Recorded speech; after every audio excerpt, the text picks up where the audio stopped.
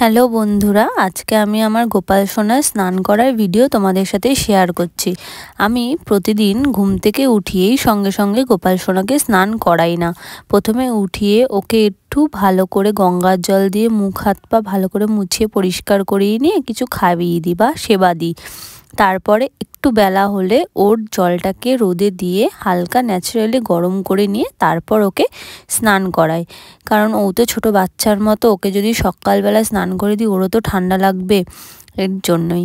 আর ওকে না আমি ঘাগরা পরাই না, ওকে সবসময় এরকম হালকা পাতলা টাইপের যে গেঞ্জিগুলো বা যেটা বলা হয় বাচ্চাদের যে কাপড়ের যে গেঞ্জিগুলো পাওয়া যায় সেটাই পরাই সবসময়। কেন জানি না, ওকে ঘাগরা পরালে ও ঘাগরা ঠাগরা এদিক ওদিক থেকে খুলে দেয়, হয়তো এটাই চায়, এটা ভালোবাসে পরতে। তার জন্য আমি সবসময় ওর জন্য এইরকমেরই জামা কিনে নিয়ে আসি হালকা পাতলার মধ্যে।